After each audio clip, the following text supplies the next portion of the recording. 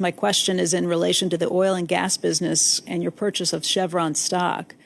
When being asked a question on tobacco stocks in 1997, you mentioned that individuals and companies occasionally have to draw moral lines about what they're willing to do.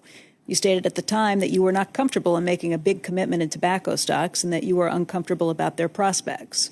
Charlie has also referenced passing up on a private tobacco deal that you both knew was a cinch, yet you both have no regrets in saying no to the transaction. I'm not suggesting that the oil and gas business has the same known negative externalities as cigarettes. They do not. With tobacco, the cause and effect relationship between the products and cancer is direct, obvious, and measurable. With hydrocarbons, the societal costs and benefits are far more complex to evaluate. However, an increasing portion of society is drawing their lines in such a way that their painting does not include hydrocarbons, period. My question is, has the alarmism from the climate community now become pervasive across society to the extent it has become irrational? Have we built our own unrealistic consensus on the pace of change achievable with regards to the transition to greener energy sources to the extent that this is becoming an overly expensive tax worn by the current younger generation? Can we gather from your purchase of Chevron stock that you do not believe the howling from society, regulators, and politicians will impair the prospects of hydrocarbons, and Chevron for that matter, in the next 10 years? Can investors still assume an oil and gas business that finds and produces oil at low cost per barrel can generate a sufficient return on capital for a long time to come? Well, I'll give you a 10-word answer to that. I can't remember all the questions that were there, but I would say that people that are on the extremes of both sides are a little nuts. I would hate to have all hydrocarbons banned in 3 years, or you wouldn't want a world, it wouldn't work.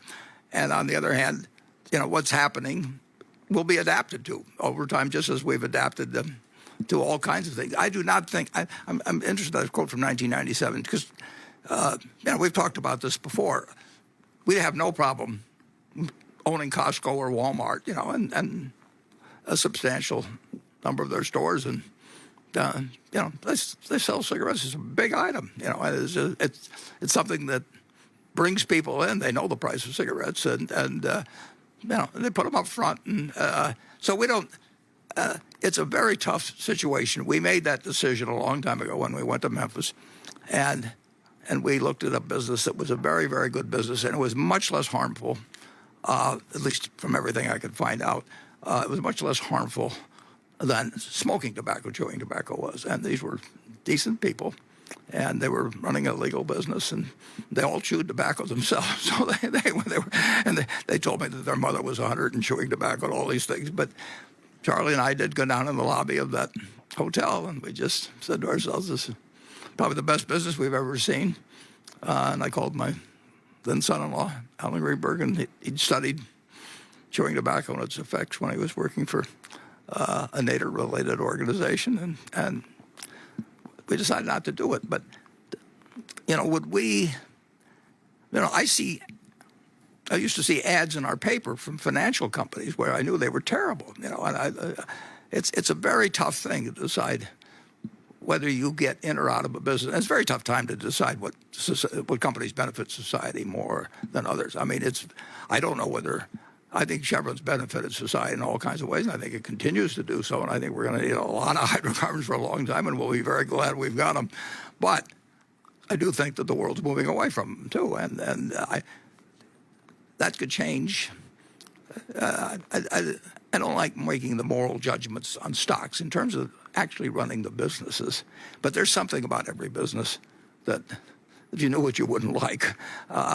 If you expect perfection, in your spouse or in your friends or in companies, you're not going to find it. And what you elect to do yourself, if you own an index fund, you're going to own Chevron. And believe me, Chevron is not an evil company in the least. and I have no compunction about owning, in the least, about owning Chevron. And if we owned the entire business, I would not feel uncomfortable about being in that business. Charlie? Well, I agree. You can imagine two things. A young man marries into your family. He's a English professor at, say, Swarthmore, or he works for Chevron. Which would you pick? 'Cause I don't see. I want to admit I'd take the guy from Chevron. Well, I hope your daughters agree with you.